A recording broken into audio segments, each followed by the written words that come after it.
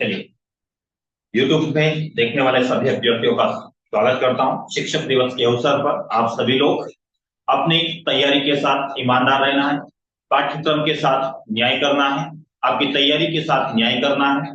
मैं ऐसा शब्द इसलिए बोलता हूं कि जब भी आप किसी परीक्षा के साथ न्याय करते हैं, न्याय का मतलब सिलेबस में शामिल सभी चीजों को आप यथावत रूप से कवर करते हैं। मैथ्स की आवश्यकता अनुरूप आप आंसर राइटिंग की प्रैक्टिस करते हैं। इस प्रकार से प्रीलिम्स में आप एमसीक्यू प्रैक्टिस करते हैं। मुख्य परीक्षा के बाद जो आपका इंटरव्यू यानी कि साक्षात्कार होता है, तो साक्षात्कार में आप अभिव्यक्ति का प्रेजेंटेशन देते हैं या फिर आपके बिहेवियर का प्रेजेंटेशन देते हैं। तो ये सारी चीजें का प्रैक्टिस पहले से होना चाहिए। इसी को बोला जाता है परीक्षा के साथ होने वाला न्याय। तो परीक्षा के साथ जो व्यक्ति या जो अभ्यर्थी न्याय करेगा, परीक्षा में सफलता अर्जित करेगा। यही मेरा सबसे बड़ा आज का ध्येय वाक्य मान लीजिएगा, आज का कोट मान लीजिए। तो इसके साथ आपको अपनी तैयारी को भार देना है, सफलता फिर आपको यकीनन मिलेगी। ठीक है, चलिए आज की क्लास में हम चर्चा करेंगे कोशिका विभाजन यानी कि सेल डिवीजन। सेल डिवीजन में कुछ प्रमुख बातें होती है, जैसे कि सेल डिवीजन आखिर ये करता क्यों है। सेल डिवीजन का मतलब नाम से स्पष्ट है कि कोशिका, एक कोशिका होगी, वो एक कोशिका एक या दो से अधिक कोशिका का निर्माण कर लेती है। यानी कि कोशिका में विभाजन होता है, ये तो समझ में आ रहा है कि कोशिका एक कोशिका दो कोशिकाओं में बढ़ जाती है, इसी को हम सेल डिवीजन कहते हैं। अच्छा, ऐसा होता क्यों है? कोई मुझे बताना चाहेगा कि सेल डिवीजन की आवश्यकता क्यों हुई है? आखिर सेल अपना डिवीजन क्यों करती है? सेल में विभाजन क्यों होता है, ये आप लोग मुझे जल्दी से स्पष्ट करेंगे। जल्दी से बताइएगा कि कोशिका में विभाजन क्यों होता है। और एक बात आपको स्पष्ट होगा कि एक वैज्ञानिक रहे हैं और उन वैज्ञानिक ने एक बात जरूर बताई थी कोशिका विभाजन के संदर्भ में, और उसकी चर्चा मैं पिछली क्लास में किया था। वह कौन व्यक्ति है, कमेंट में भी बताइएगा उसका आंसर कि वह कौन व्यक्ति है जिन्होंने ये कहा था कि प्रत्येक नवीन कोशिका पुरानी कोशिका के विभाजन से ही बनती है। तो वह व्यक्ति कौन है, वो भी मुझे आप लोग बताएंगे। तो एक का कमेंट आया है अभी, बाकी लोग बताइएगा क्या उन्होंने सही बताया है या फिर आप कॉपी कर दीजिए।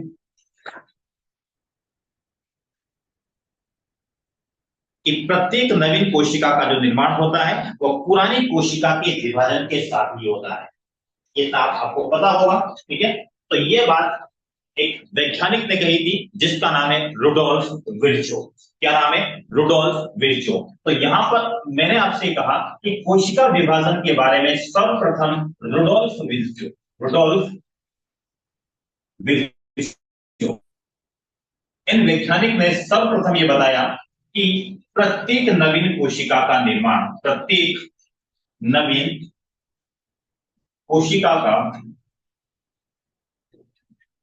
निर्माण पुरानी कोशिका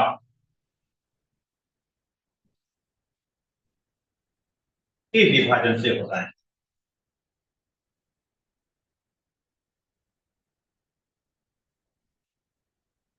क्लियर है? तो प्रत्येक नवीन कोशिका का विभाजन, प्रत्येक नवीन कोशिका का जब निर्माण होता है तो पुरानी कोशिका के विभाजन से होता है। और यही बात विल्सन ने कब स्पष्ट की थी? 1855 में। ये काफी महत्वपूर्ण इंट्रो हो सकता है आपका। कोशिका विभाजन के बारे में आप इस तरह से स्पष्ट करना चाहें, इस सेल डिवीजन के बारे में बताना चाहें, ये सेल डिवीजन होता क्या है, ये स्पष्ट कर दें। या तो ये क्या होता है, तो यहां पर ये बता सकते हैं आप। कोशिका सिद्धांत की चर्चा करते हुए यहां पर ये बता सकते हैं। किसकी चर्चा? कोशिका सिद्धांत की चर्चा करते हुए आप बता सकते हैं कोशिका सिद्धांत। आपने पढ़ा है कोशिका सिद्धांत, सेल थ्योरी। सेल थ्योरी श्लाइडन और श्वान का नाम भी उल्लेख कर सकते हैं आप। और इन दोनों ने क्या बातें कही थी कि प्रत्येक प्रत्येक बहुकोशिकीय कोशिकीय जीव का निर्माण एकल कोशिका से होता है।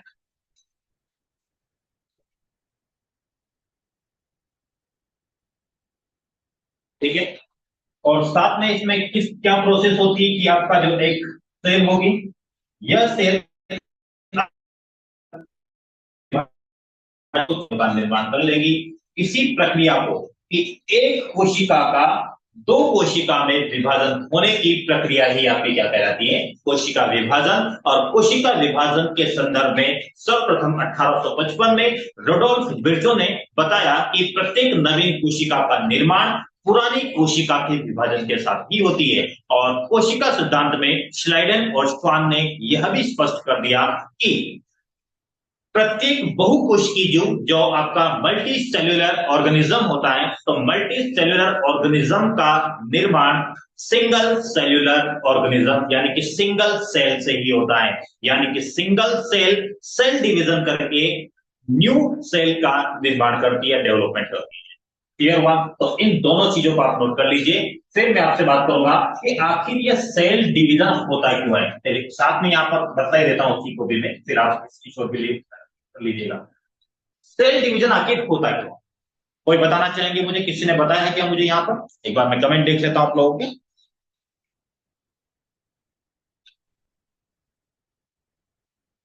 चलिए, किसी का उसका उत्तर तो नहीं आया, कोई नहीं। अब देखिएगा, यहां पर मैंने कहा कि सेल डिवीजन क्यों करती है। आपने स्कूलिंग में देखा होगा, स्कूलिंग में जब कोई भी बैचेस का निर्माण, यानी कि स्कूल में कोई एक क्लासरूम होता है और क्लासरूम में जब स्टूडेंट की संख्या ज्यादा हो जाती है, स्टूडेंट की संख्या ज्यादा हो जाती है, तो एक शिक्षक के द्वारा उनको नियंत्रित नहीं किया जा सकता है। एक शिक्षक द्वारा नियंत्रित नहीं किए जाने के चलते हुए उस क्लास में दो पार्ट कर दिए जाते हैं। क्या जाता है, दो सेक्शन कर दिए जाते हैं, ए सेक्शन बी सेक्शन। अगर विद्यार्थियों या स्टूडेंट्स की संख्या और भी ज्यादा होती है तो उसके 3 सेक्शन 4 सेक्शन कुछ भी किया जा सकता है। तो ऐसा क्यों किया जा रहा है? इस सेल के अंदर होते हैं सेल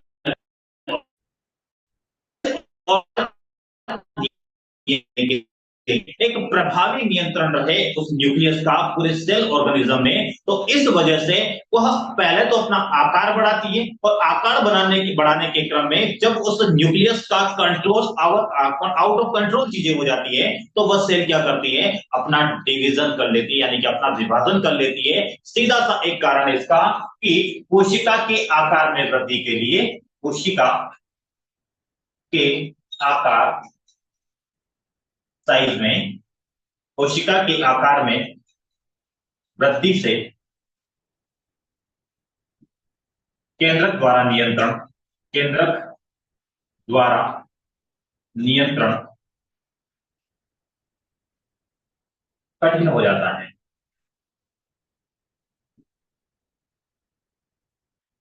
इसलिए कोशिका क्या कर लेती है, विभाजन कर लेती है। तो इसका स्क्रीनशॉट रख लीजिए जल्दी से और इसको नोट डाउन भी कर लीजिए।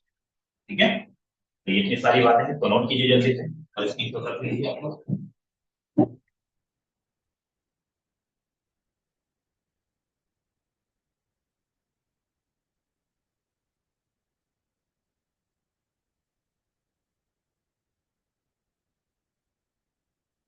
यहां तक किसी को कोई इशू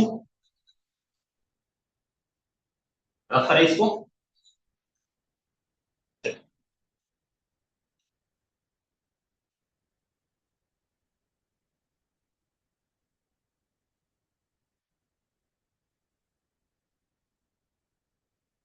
अब कोशिका में जब विभाजन होता है तो इसका भी प्रोसेस जो भी मैंने बताया था कि एक कोशिका दो कोशिका में विभाजित होती है।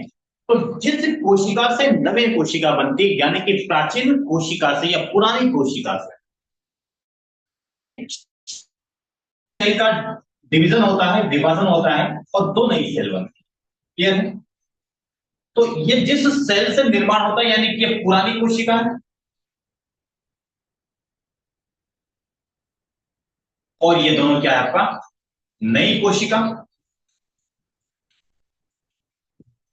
तो इसी पुरानी कोशिका को पेरेंट सेल बोला जाता है। क्या बोला जाता है? मातृ कोशिका, पेरेंट। और इसे बोला जाता है संतति कोशिका, यानी कि डॉटर सेल, संतति कोशिका। तो आप ऐसे भी बता सकते हैं सेल डिवीजन को कि प्रत्येक संतति कोशिका का निर्माण मात्र कोशिका के विभाजन से ही होता है। इसी को कोशिका विभाजन कहा है। ये भी आप डिफाइन कर सकते हैं, ये डायग्राम आप बना सकते हैं कोशिका विभाजन में कि एक सेल, यानी कि जो पुरानी कोशिका है जिसे मातृ कोशिका कहा जा रहा है, उस मातृ कोशिका के डिवीजन से डॉटर सेल का निर्माण होता है। क्लियर हुआ? नोट कर लीजिए सही भी। फिर आगे हम बात करेंगे कोशिका विभाजन के टाइप्स। तीन टाइप का कोशिका विभाजन देखने को मिलता है। तीन टाइप में एक हो जाएगा आपका असूत्री कोशिका विभाजन, माइटोसिस। एक होता है आपका समसूत्री कोशिका विभाजन, माइटोसिस कहा जाता है। और एक होता है आपका अर्धसूत्री कोशिका विभाजन, यानी कि मियोसिस। तो तीन प्रकार के कोशिका विभाजन के बारे में हम चर्चा करेंगे। तो इसको नोट कर लिया होगा आप लोगों ने। अब आगे बढ़ते हैं।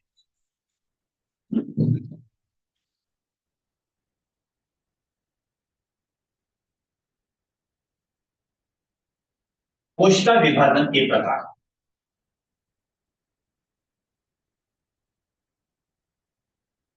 असूत्री कोशिका विभाजन,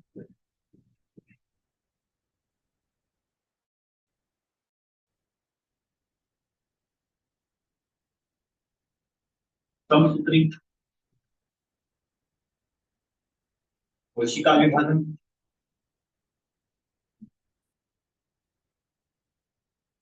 और एक होता है आपका अर्धसूत्री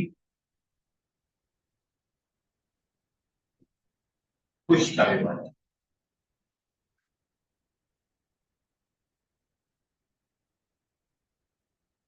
जब हम ह्यूमन का रिप्रोडक्शन सिस्टम पढ़ेंगे तो वहां पर हम क्रोमोसोम की बात करेंगे। ठीक है? तो थोड़ा सा धैर्य बना के रखिएगा आप। बस इतना आप यहाँ सुन लीजिएगा जितना मैं आपको क्रोमोसोम के बारे में बताऊं। ठीक है? बाकी हम रिप्रोडक्शन सिस्टम पढ़ेंगे तो उसमें ज्यादा विस्तार से बताएंगे कि क्या आपका कौन सा गुणसूत्र किस काम में आता है, मतलब कितने गुणसूत्र किस जोड़े के रूप में होता है। 46 प्रकार के टोटल गुणसूत्र पाए जाते हैं, जिसमें से जोड़े के रूप में 23 जोड़ा पाया जाता है प्रत्येक ह्यूमन बॉडी के अंतर्गत। ठीक है? क्या उसका, क्योंकि यहाँ पर उसकी आवश्यकता लगेगी यहाँ पर। ठीक है? तो बस नाम लेकर और कुछ खास बातें जो कि यहाँ के लिए आवश्यक है उसकी मैं बात करूंगा। बाकी गुणसूत्र के बारे में विस्तार से यहाँ पर डिलीवर नहीं करें। ठीक है? अब देखिएगा यहाँ पर सभी जगह सूत्री सूत्री करके लिखा हुआ है। इंग्लिश वर्जन में लिख देता हूं मैं, माइटोसिस। ये हो जाएगा माइटोसिस, ये हो जाएगा आपका मियोसिस। ये बोला जाता है, एक बार क्रॉस चेक कर लेता हूं इसमें। माइटोसिस हो जाएगा और फिर आपका जो अर्धसूत्री कोशिका का विभाजन होगा उसे को कहा जाएगा मियोसिस, MEI।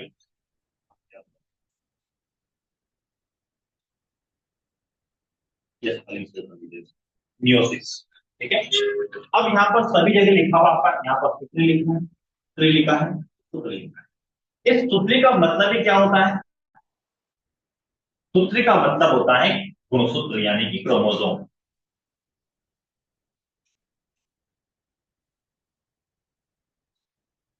क्लियर हुआ? यह गुणसूत्र जो होते हैं, यही गुणसूत्र आपका आनुवांशिक गुणों का निर्धारण करते हैं। इसका आनुवांशिक गुणों का निर्धारण।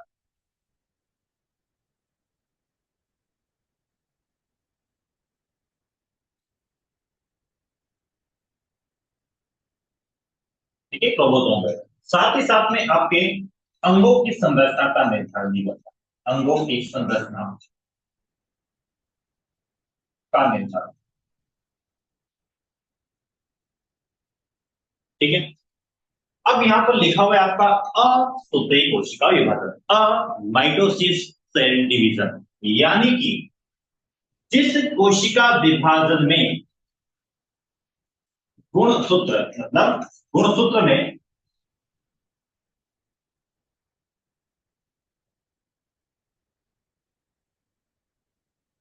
किसी भी प्रकार का विभाजन नहीं होता है, गुणसूत्र में किसी भी प्रकार का विभाजन न हो, उसे असूत्री कोशिका विभाजन कहा जाता है। एग्जाम्पल के तौर पर अगर यहाँ पर देखना चाहें तो असूत्री कोशिका विभाजन आपके पाए जाएंगे। नाम लिख देते हैं इसमें, जीवाणु, कवक, यानी कि आपके माइक्रो ऑर्गेनिज्म। यहाँ पर एक शब्द में अगर लिखना चाहें तो यहाँ पर एग्जाम्पल में क्या लिख सकते हैं आप लोग? यहाँ पर माइक्रो ऑर्गेनिज्म, माइक्रो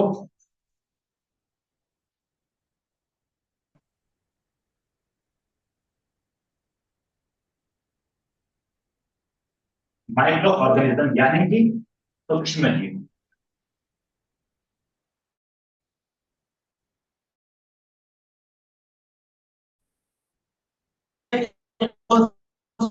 तो यहां पर आप बता सकते हैं जैसे कि जीवाणु, जीवाणु हो जाएगा, बैक्टीरिया, जीवाणु हो गया आपका, जीवाणु कोई बैक्टीरिया बोलेंगे आप लोग, एक हो जाएगा आपका विषाणु, एक हो जाएगा आपका प्रोटोजोआ, एक हो जाएगा आपका कवक। तो इस प्रकार के जो ये होता है आपका सूक्ष्म जीव होते हैं, इन सूक्ष्म जीवों के गुणसूत्रों में किसी भी प्रकार का विभाजन नहीं होने के कारण इन सभी को इस वर्ग में रखा जाता है असूत्री कोशिका विभाजन। क्लियर हुआ यहां तक? यहां तक किसी को कोई डाउट हो तो बता दीजिए, अदरवाइज हम आगे बढ़ते हैं। ज्योति पटेल और ज्योति सिंह आप काफी लेट हो गए हैं, ठीक है, तो समय का ध्यान रखिएगा आप लोग, आ गए थे टाइम से, कुछ समय तो लेट हुए होंगे आप लोग, ठीक है, तो समय का थोड़ा सा ध्यान रखिएगा। चलिए यहां तक किसी को कोई डाउट? चलिए आगे बढ़े हम। यहाँ पर चीजें क्लियर स्पष्ट, इसमें ज्यादा कुछ नहीं करना आपको, असूत्री कोशिका विभाजन में ज्यादा कुछ नहीं करना है। आज की क्लास में हमें समसूत्री कोशिका विभाजन को ही पढ़ना है। दो तीन बातें आपको थोड़ा सा ध्यान रखना होगा, क्योंकि बहुत बड़ा कंफ्यूजन होता है समसूत्री और अर्धसूत्री कोशिका विभाजन। जैसे कि मैं कहूंगा कि जब कपल की शादी के बाद दोनों के मध्य फर्टिलाइजेशन की प्रोसेस होती है, उसके बाद एक नए बेबी का जन्म होता है। नए बेबी के जन्म के बाद उसमें किस प्रकार का, मतलब वो गर्भ की अवस्था में ही है, ठीक है, गर्भ अवस्था में ही है, तो बच्चों में किस प्रकार का कोशिका विभाजन होगा। जब निषेचन की प्रक्रिया पूर्ण हो चुकी है, यानी कि ओवम और स्पर्म दोनों का फर्टिलाइजेशन हो गया, मतलब दोनों जब मिल जाते हैं तो फर्टिलाइजेशन हो जाता है, ठीक है। फर्टिलाइजेशन कहा कि ओवम का स्पर्म से कॉम्बिनेशन होना, ठीक है, तब ये दोनों चीजें एक साथ मिल जाती हैं, तब जाकर हम बोलते हैं कि फर्टिलाइजेशन हो गया। अब फर्टिलाइजेशन के बाद आपका जाइगोट का निर्माण हो जाता है। जाइगोट जिसे आप इंग्लिश में युग्मक कहते हैं। तो युग्मक का जब निर्माण हो जाता है तो युग्मक के निर्माण के बाद की प्रोसेस, यानी कि भ्रूण के विकास की प्रोसेस, तो भ्रूण की विकास की प्रोसेस के बाद से लेकर बच्चे के जन्म के पहले तक, पूरी बात ध्यान से सुनिएगा, ओवम स्पर्म का ओव्यूलेशन, यानी कि ओवम और स्पर्म का फर्टिलाइजेशन हो गया, जाइगोट बन गया, जाइगोट बनने के बाद भ्रूण का निर्माण हो गया। अब भ्रूण के निर्माण के बाद उसका विकास होता है, तो भ्रूण का डेवलपमेंट और जन्म के पहले, तो इस बीच अवधि में बच्चों के कई सारे ऑर्गन्स बनते हैं, उस भ्रूण के कई सारे ऑर्गन्स का निर्माण होता है। तो आपको अगर पता हो तो उसे समसूत्री कोशिका विभाजन में रखा जाएगा या फिर अर्धसूत्री कोशिका विभाजन में, क्योंकि आप इतना तो समझ गए कि सूत्री मतलब गुणसूत्र, सम का मतलब समान। जब पेरेंट सेल से टोटल सेल में गुणसूत्र की संख्या समान होती है तो उसी को कहा जाता है मियोसिस, सॉरी माइटोसिस, यानी कि समसूत्री कोशिका विभाजन। और यदि पेरेंट सेल की तुलना में टोटल सेल में, यानी कि मातृ कोशिका की तुलना में जो आपकी संतति कोशिका होती है, उसमें अगर गुणसूत्रों की संख्या आधी रह जाती है तो उसी को कहा जाता है मियोसिस, यानी कि अर्धसूत्री कोशिका विभाजन। तो अब मुझे आप लोग बताएंगे कि भ्रूण के विकास के बाद से लेकर, यानी कि भ्रूण के विकास से लेकर बच्चों के जन्म के पहले तक इस अवस्था में कौन सा विभाजन होता है, ये आपको बताना है। बाकी मैं तो क्लास में बताऊंगा इसे। और दूसरा, जब ये ओवम और स्पर्म आपस में मिलकर एक का निर्माण कर रहे थे, यानी कि फर्टिलाइजेशन की प्रोसेस, वह किस वर्ग के अंतर्गत आएगी। छोटी छोटी बातें अगर समझ जाएगा तो कभी भी डाउट नहीं होगा ये समसूत्री अर्धसूत्री क्या होता है। मेरी बात सुन लीजिए, मैं बता देता हूं आपको, ठीक है। समसूत्री और एक होता है आपका अर्धसूत्री। एक को बोला जाता है कायिक कोशिका विभाजन या कायिक जनन कोशिका का निर्माण होता है।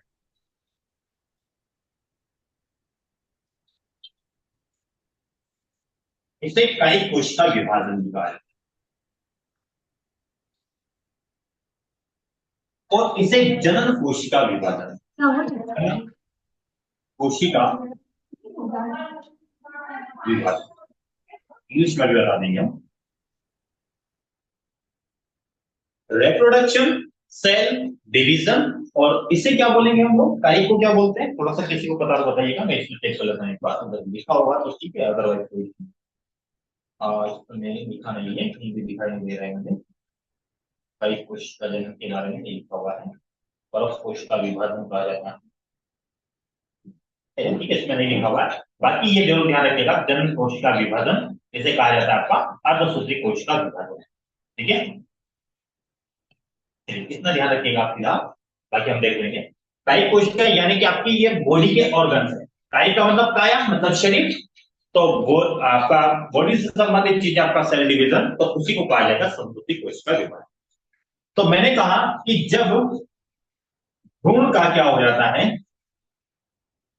भ्रूण के निर्माण के बाद समसूत्री कोशिका विभाजन होता है। समसूत्री कोशिका विभाजन,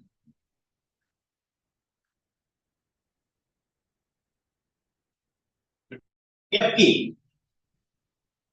अंडाणु एवं शुक्राणु के मध्य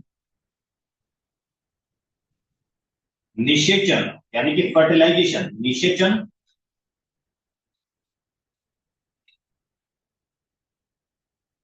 की प्रक्रिया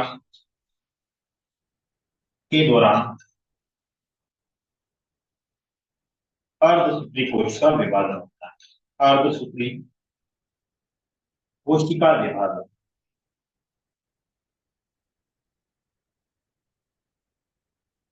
जल्दी से एक कमेंट करके बता दीजिए आप लोग कि यहां तक जो चीजें मैंने आपको स्पष्ट की है कि भ्रूण का निर्माण हो गया, यानी कि ओवम स्पर्म आपस में मिल गए हैं, युग्मक बन गया है, युग्मक बनने के बाद की प्रोसेस से समसूत्री कोशिका विभाजन होता है। एग्जाम्पल के तौर पर ऐसे समझिए आप, आपके माता और पिता में दोनों में एक एक यकृत है, लीवर एक है सिंगल, भ्रूण में कितने लीवर होंगे, आधा हो जाएगा या फिर पूरा आएगा, जितनी माता में या जितना पिता में उतना ही बच्चों में। फिर मैंने कहा कि लंग्स कितने, हार्ट कितने, किडनी कितनी है, क्या कभी कुछ चीजें या तो आधी मिली है या फिर डबल मिली, क्या सिंपल यही बात है सीधी। ये चीजें जब माता पिता में जो चीजें हैं सेम वैसे ही अगर बच्चे की में विकास के क्रम में अगर वो चीजें निर्मित हो जाती हैं, तो यही चीज क्या है आपकी समसूत्री कोशिका विभाजन। और अब देखिएगा, बच्चों में 46 गुणसूत्र आते हैं। अब 46 गुणसूत्र, 46 गुणसूत्र जब आते हैं, क्रोमोसोम आते हैं, तो 23 माता से आएंगे और 23 पिता से आएंगे। ठीक है, तो आधे आधे गुणसूत्र आ रहे हैं, तो इसीलिए इसी को क्या कहा जाता है, अर्धसूत्री कोशिका विभाजन। क्लियर हुआ? आधी मतलब मातृ कोशिका से संतति कोशिका में आधी आ जाती है, तो उसी को कहा जाता है, यानी कि 23 होकर फिर वो जोड़ा बनाकर 46 गुणसूत्र भी किस्म हो जाते हैं फिर टोटल। ठीक है, तो जब गुणसूत्रों की संख्या आधी हो जाती है तो उसे अर्धसूत्री कोशिका विभाजन कहा जाता है। इसे आप बता दीजिएगा, ओवम और स्पर्म के फर्टिलाइजेशन की प्रक्रिया में अर्धसूत्री कोशिका विभाजन होता है, जबकि भ्रूण के निर्माण के बाद यानी कि भ्रूण के विकास की अवस्था के दौरान कौन सा, समसूत्री कोशिका विभाजन। अच्छा, अभी मैंने कहा कि माना कि मुझे अभी कुछ चोट लग जाए और यहाँ पर कुछ स्ट्रेच आ जाए या फिर मेरी चमड़ी चमड़ी यहां से निकल जाए, और इस निकलने के क्रम में क्या फिर से यहाँ पर नई चमड़ी नहीं आएगी, क्या नई चमड़ी आ जाएगी? और जब नई चमड़ी आ जाएगी तो ये कौन सा सेल डिवीजन है? अब बताइए, क्या यहाँ पर ओवम स्पर्म मिल रहे हैं क्या? जब ओवम स्पर्म आपस में नहीं मिल रहे हैं तो इस सेल डिवीजन को क्या कहेंगे आप, समसूत्री कोशिका विभाजन, माइटोसिस। अब शायद मेरे ख्याल से आपको बात स्पष्ट हो गई होगी। तो यहाँ पर एक और एग्जाम्पल क्या हो गया आपका समसूत्री कोशिका विभाजन में, यहाँ पर क्षतिग्रस्त कोशिका के नवनिर्माण, क्षतिग्रस्त कोशिका के नवनिर्माण में भी किसकी आवश्यकता होगी, आपका समसूत्री कोशिका विभाजन। जल्दी से इसे नोट कर लीजिए।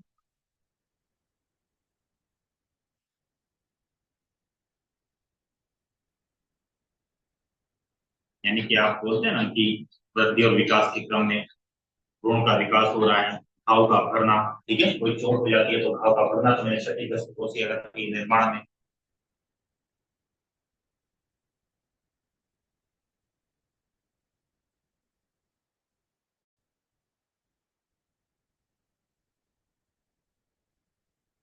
क्लियर है यहाँ तक?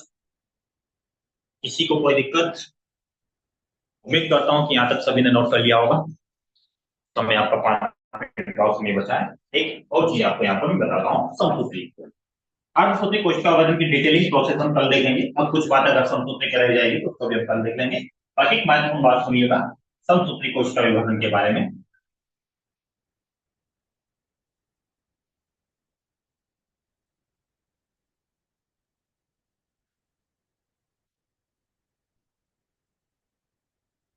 देखिएगा, एक सर्कल होता है, समसूत्री कोशिका विभाजन की बात कर रहा हूं मैं।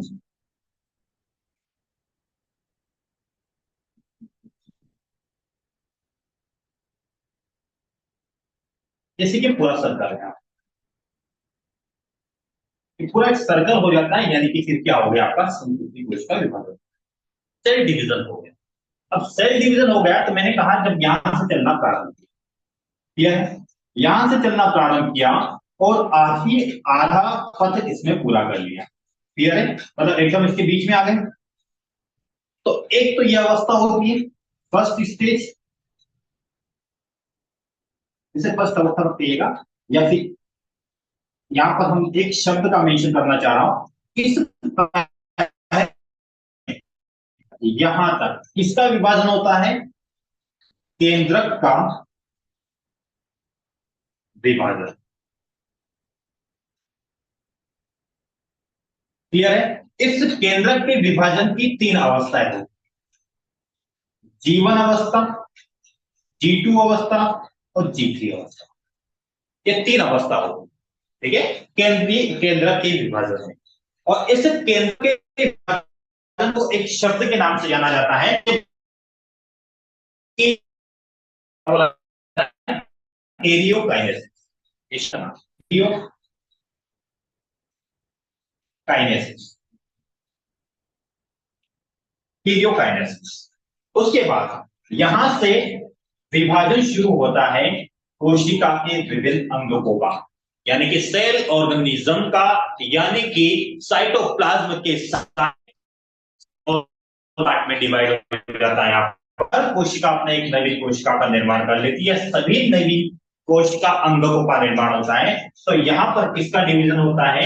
कोशिका द्रव्य का, कोशिका द्रव्य का विभाजन। क्लियर हुआ? तो इस अवस्था में कोशिका द्रव्य का विभाजन होता है और इसे क्या कहा जाता है? कहा जाता है, ये तो हो गया आपका केरियोकाइनेसिस, ये होता है आपका साइटोकाइनेसिस। साइटोकाइनेसिस। क्लियर हुआ? अब ये तो 2 मार्क का क्वेश्चन आपके दिखाई दे रहे हैं कि केरियोकाइनेसिस क्या होता है और साइटोकाइनेसिस क्या होता है, दोनों में क्या मूल अंतर है। तो जो केरियोकाइनेसिस आपका, केरियोकाइनेसिस में जो कोशिका का सबसे केंद्रीय भाग होता है, सर्वप्रथम उसी का विभाजन होता है। और यह विभाजन की प्रक्रिया लगभग आपका देखा जाए तो लगभग 5 चरणों में पूर्ण होती है। सबसे अधिक समय इसी में लगता है, सर्वाधिक समय किसमें लगेगा? आपका सेल डिवीजन में, यानी कि न्यूक्लियस के डिवीजन में। न्यूक्लियस के डिवीजन में सबसे ज्यादा समय लगता है, लगभग मैंने कहा 5 चरण, लगभग का, ठीक है। तो 5 चरण में यह प्रक्रिया पूर्ण होती है, जबकि